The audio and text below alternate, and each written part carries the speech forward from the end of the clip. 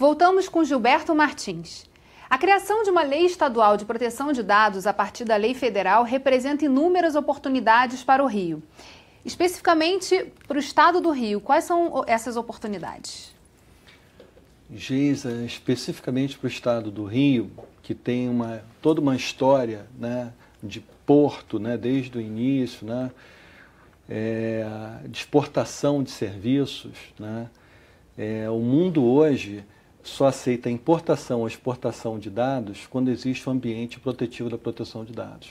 A Europa, por exemplo, chegou a proibir o comércio eletrônico para regiões que não tivessem esse tipo de proteção, e resultou numa política de porto seguro a qual os Estados Unidos teve que aderir, numa outra geração da proteção de dados pessoais. Nessa agora, só se pode ter, por exemplo, um servidor na Europa com dados de brasileiros ou vice-versa, se houver essa proteção equivalente. Então, na hora que o Rio de Janeiro tiver uma proteção legislativa muito clara e explícita, o Rio de Janeiro convida o fluxo de negócios com outros países. Agora, no contexto que a gente vive hoje mundial, de fechamento de fronteiras, né, e de muitas migrações e deslocamentos, como é que essa lei se posiciona? Assim? Ela é uma lei para ajudar a restringir, é uma lei para focar, estabelecer regras mais claras de relacionamento? Qual é a sua avaliação? Essa é uma ótima pergunta. A lei consagra o princípio da reciprocidade. E como ela fixa melhores práticas, ela obriga que aqui se adote as melhores práticas e se espera que na outra localidade geográfica também essas práticas sejam adotadas. Então ela fomenta a disseminação de melhores práticas. Em vez de práticas restritivas, ela procura criar um ambiente de segurança para que os dados possam trafegar muito mais. E aí também a gente garante uma maior segurança dos cidadãos e dos negócios, né? Exatamente, cidadãos que hoje em dia a gente pega, por exemplo, a situação de modelos disruptivos, aplicativo de transporte ou de estadia ou outros quaisquer. Os dados são o coração de tudo isso, né? Você não tem mais tantas estruturas verticais de gerência, você tem o consumidor direto dando opiniões e estrelas e cotações.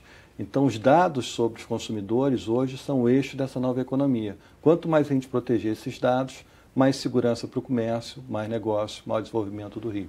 Agora, o GAP, na verdade, a necessidade de se organizar é desde ontem, né? Quer dizer, a gente já está... Quem não começou ainda percebe que tem aí um caminho grande para tocar.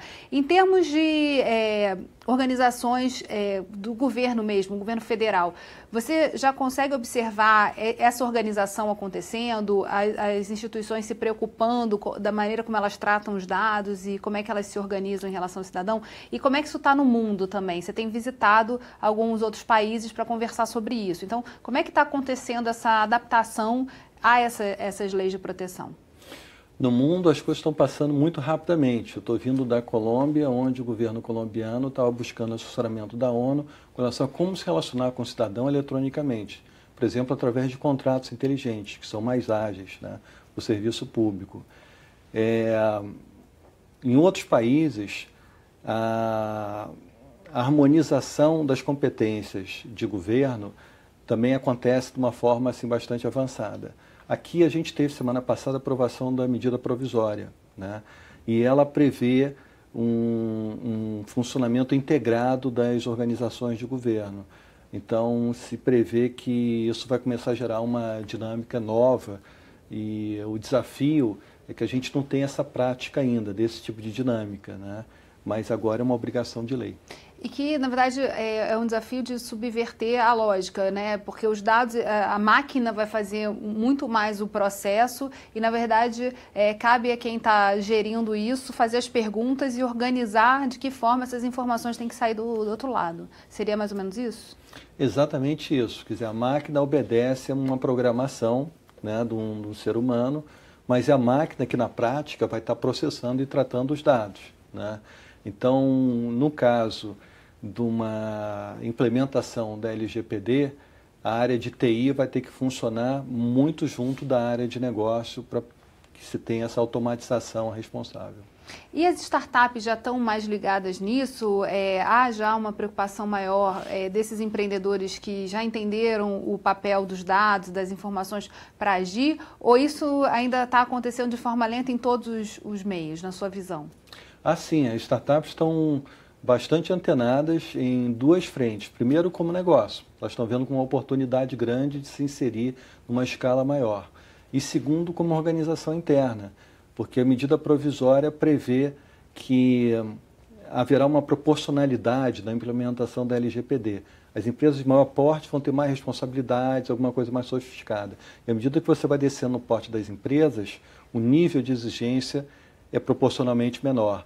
Então, elas vão poder explorar um mercado bastante interessante sem ter que adotar um custo fixo e razoável. Agora, em relação a essa questão dos governos se adaptarem, há também todo um desafio de tornar as informações unificadas, né? Quando a gente fala de desburocratização, para o tema, por exemplo, da desburocratização, a LGPD é totalmente favorável, porque a gente está falando de, finalmente, você não precisar apresentar o mesmo documento em 400 guichês diferentes. É um pouco essa visão de análise da informação prévia que a gestão pública vai poder oferecer ao cidadão? Exatamente isso. Isso se alinha com outras tendências, como, por exemplo, o número identificador único, o PIN number, né? Então, é uma centralização de bases de dados no governo. Isso não significa que todas as instâncias de governo vão poder acessar aos mesmos dados. Cada um pode acessar conforme a sua competência, mas haveria uma eficiência maior, uma integração maior da base de dados. Em Hessen já é possível ver isso acontecer na prática? Já. Eles já têm isso já há algum tempo e acho que seria extremamente interessante que a gente promovesse esse intercâmbio. A gente vai fazer um rápido intervalo e voltamos já. Rio em Foco aqui, política e economia caminham juntas.